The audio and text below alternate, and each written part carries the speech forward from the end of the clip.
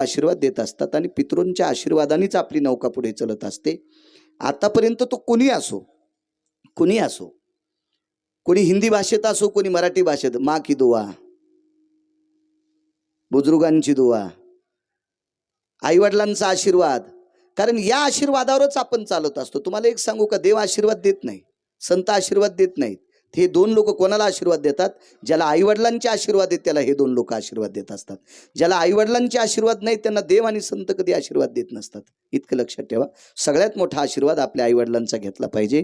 ज्या आईवडिलांची सेवा चोखोबारायांनी केली, राणूजी नावाच्या वारकऱ्याची केली।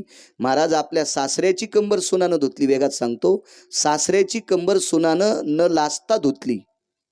तर सासऱ्यानं सुनेला विचारलं होतं, सुनबाई माझी कंबर धुताना तुला लाज वाटली नाही? नाही। तुला चिळस आली नाही? नाही। तुला मळमळ झालं नाही?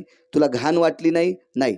सासऱ्यानं रानोबानं सांगितलं, सुनबाई ऐका, पुरुषाची कंबर मुलगी धुवू शकत असते, बापाची कंबर पत्नी धुवू शकत असते, बायको धुत असते, आई लेकराची धुत असते, पण तू सून आहे ग, सुनानं सासऱ्याची कंबर धुत असताना तुला काहीच वाटलं नाही?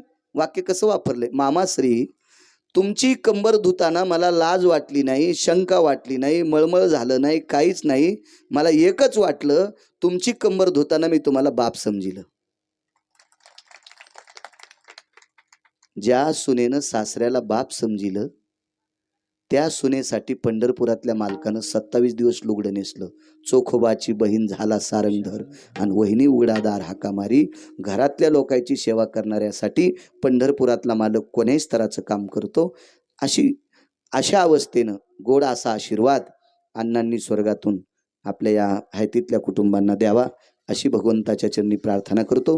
माझ्या वाणीला विराम देतो। निधियाम निधिपते सकलति सुधिय निचंद कला भय जायन्ते, व्यालाक्षा भय निधिपति भय तदि सर्व सुधा भय जायन्ते, यक्षति किन्नर गंधर्वादि लोकपाल भय दिक्पालो, चारुतिहासं परमति हंसं हंस परा भय जायन्ते, कैलासाधिपतय नमः वैकुंठाधिपतय नमः, सत्यं वासं पतय नमः गोलोकाधिपतय नमः, हिरण्यश्राद्धो शंकदि श्राद्धो अप्त श्राद्ध भय व्यालाक्षे मुष्टि भवति तंदुल भयति जालाजेव सर्वाति भयो, हरिद्राव्यति कुंकुमयति व्यालाक्षति भवस्थिता, मुक्त भयाति चंदन विलेपन भय स्थिति जायन्ति, लीलाग्र भय जवाग्रो भय जायन्ति सर्वास्थिता, रक्तं चंदन समर्पयामि अरक्त पुष्पं समर्पयामि, अंगुष्ठाधिष्ठान भयो अंगुष्ठाधिष्ठान भयो अंगुष्ठाधिष्ठान भयो।